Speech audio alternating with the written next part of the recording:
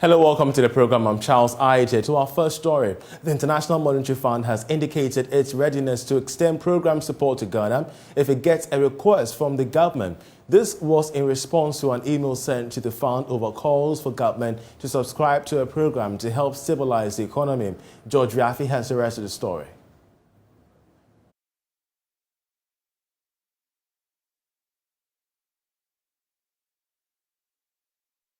The fund in the email maintained that it stands ready to support the country in any way deemed useful to government, but however noted that this must be based on a formal request by government.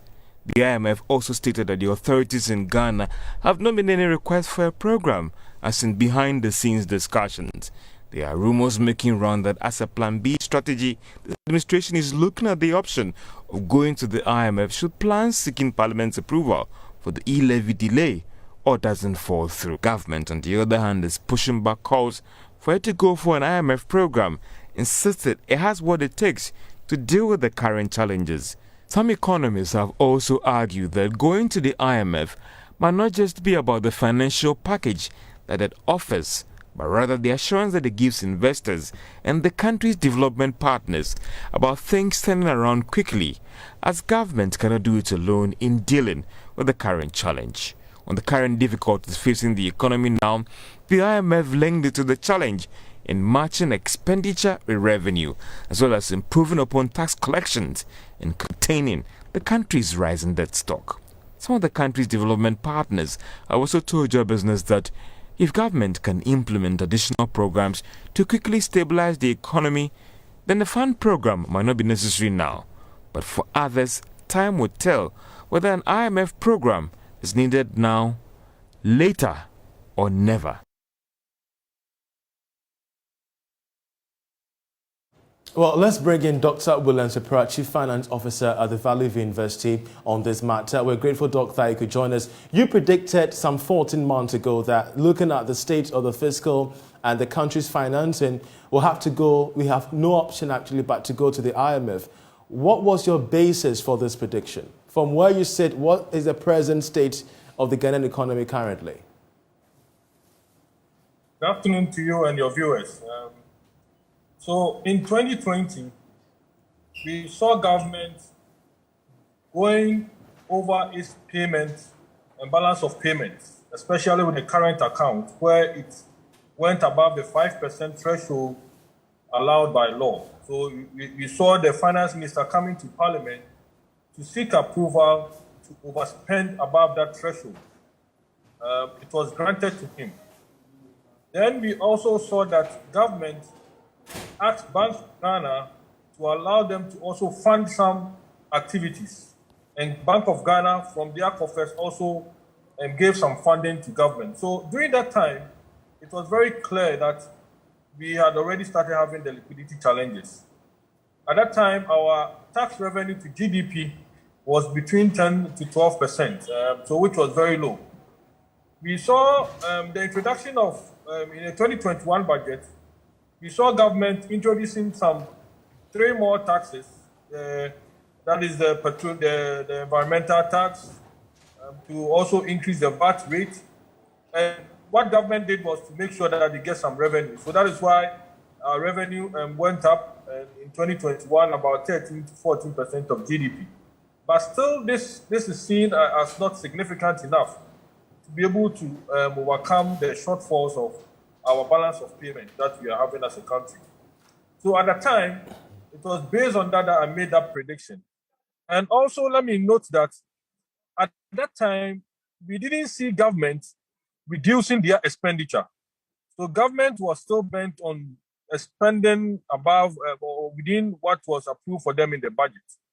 If government at that time had done some cutting of expenditures, this would have been a better situation. But we rather saw that expenditure which threw us overboard. And that is a repercussion that we are having now as a country.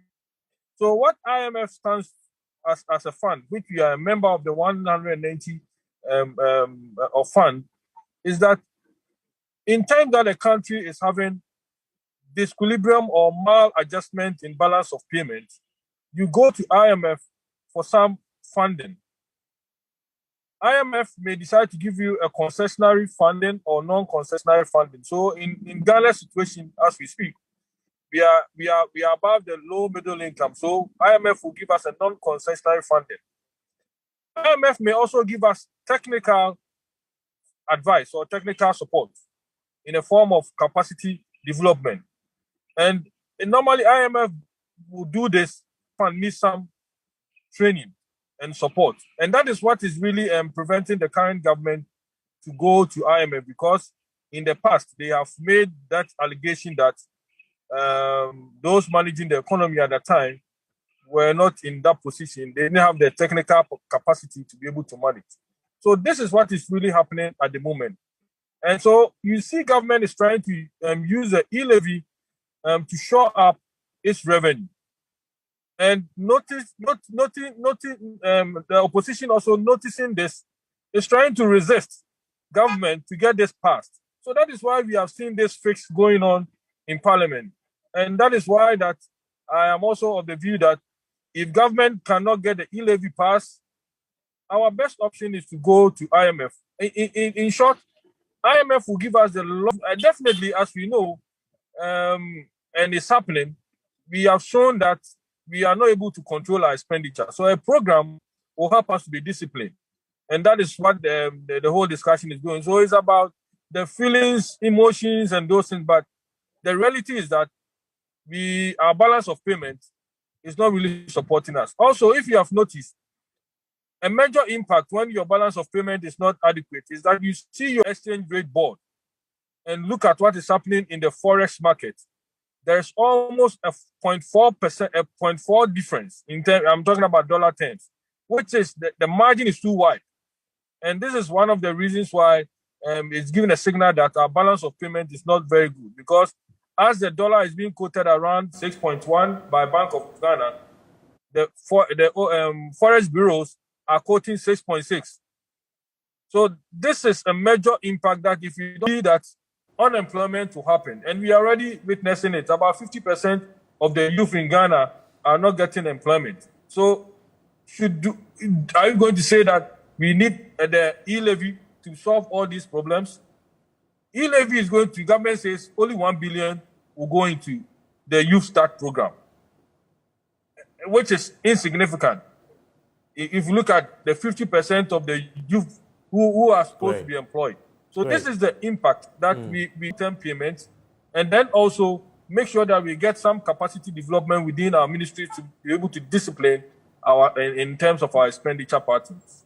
Indeed, I had to give you ample time to make this submission, which of course is very sound. We're grateful that you could join us with your submission on whether or not government must face the IMF and the prospects regarding